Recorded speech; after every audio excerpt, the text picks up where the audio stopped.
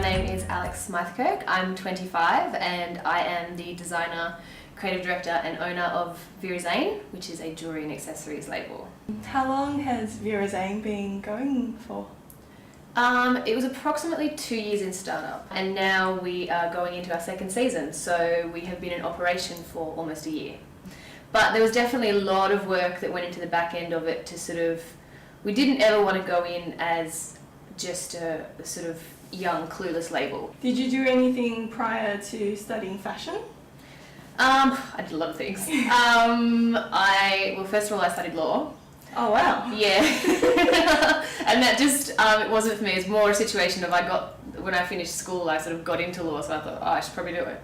And then I went to UTS to study fashion design. While I was there, I was working at quite a prestigious jewellery store. I was working in retail there, and then I started moving more and more into designing little bits and pieces for them. So I didn't actually end up finishing fashion design I did 3 years of the 4-year degree. Yeah. And then I decided to start Vera Xane. And during the startup, I thought to myself, you know what, I still want to get a uni degree. So I then went back to UNSW and finished the arts component of my combined law degree. When I was in high school, I actually studied straight off the bat silver and goldsmithing, so I'm qualified as a silversmith. Wow. I had always done that, Yeah. and then I just had to get back to it, I think. Yeah. Was there a specific point when you realised that fashion wasn't your thing and jewellery is where you want to go? Yeah, 100%. When I was in third year, and it's very, very demanding, and it's highly competitive. If I'd loved it, that would have been amazing, and I did quite well. But if I'd loved it, it would have been something I wanted. But I started to resent it. So yeah, because it was just so much work, and it wasn't right for me. Yeah.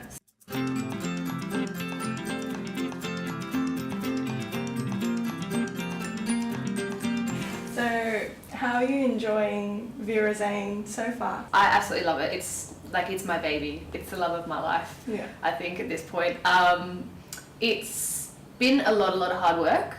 Sometimes it's very frustrating. Little things can upset you constantly, but in general, it's probably the proudest. It's my proudest achievement of anything I've sort of done to this point. Yeah. There's lots of ups and downs. I think the biggest thing is, more so than being just a designer, if I just had to design, that wouldn't be the difficult task. It's day to day, you're a manager more than you're a designer. In my first season, while it's absolutely wonderful, we did incredibly well. We picked up 25 stockists in my very first season. You're dealing with 12 different people that all are doing a different job for you. And you've got to make sure it all gets done in 4 days or 3 days or whatever, and just all that stuff. It's not easy, but it's really, really enjoyable, and it's really worthwhile. So, do you have any staff at the moment? I do. I have an assistant that works with me 3 days a week. Okay. Yep, and then so I have a really, really close team who don't sort of work with me in-house, but who work borderline exclusively with me, doing a lot of my sort of things to do with creative direction and graphic and all those things. And you just launched your online shop this year, right? Yes. Yeah, how's that going? Really well. That was another struggle. I don't think anyone it's more so because no one really tells you become such a perfectionist.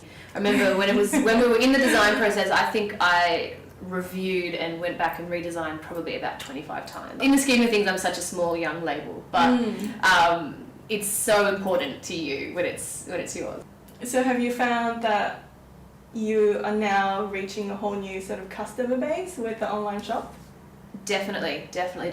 About 2 or 3 weeks ago, we had it was absolutely incredible. We had Man Repeller wore one of my neck pieces. I think I saw that. She Instagrammed it, right? Yeah. And so from that, I got all these orders. I mean, there was orders from London. There was orders from Zurich. I had several around Italy. About 6 months ago, I did an interview, and I was asked to sort of list the top 5 people that I would want wearing my jewellery. And number one was Leandra. I just think I love her to death, right? You know, who doesn't love an arm party? Yeah. And from that, my PR sort of said to me, they're like, you know, do you think we should sort of reach out to her? And I said, 100% go for it. And so they got in contact, and she was so lovely and so receptive, and she just absolutely adored the collection.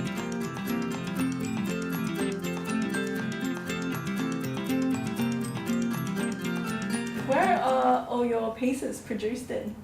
I manufacture in Indonesia, out of Bali. Bali has become huge with bespoke production. So many Australian designers are producing over there now. There is an element of, I think, a lot of people who do produce over there live over there, which I don't do. Yeah. I do think that if I was on the ground there, then sort of it would be easier for me, but it's worked really, really well the way that I have structured it. Tell me about your design process. Generally, there'll be like a period where I sort of lead up in terms of inspiration. If you think about it, you're creating something, it can be anything you wanted out of thin air. And so you've got to be really clear. And so for me, it'll either be like I'll be listening to music and I'll get a certain vibe, or you know, something would have triggered and I just felt really inspired by a person or a place. Or once I sort of know almost the theme for it, I'll just sit down and I sketch by hand. The way that all design is moving is into digital 3D printing. Right, Yeah. wow. It's like an evolve or die sort of situation. It's so incredible. Wow. And it speeds up, like it's something that will basically speed up the process for everyone by almost a month. You still have to take that wax print out and hand make it, like hand finish it. You know, you can't print a solid. If it was really simple, you could, but you can't print just one, like for my designs anyway, just one ring as one thing. Then that gets made into a master. You make a master and a mould from that. Yeah. And then they get injected with brass. Yeah. And then they get plated and hand finished. I'm not a mass production designer. Yeah. This for me is more just a technique that it significantly speeds up the process of getting the things through. And it makes the translation from design sketch to finished product so much clearer.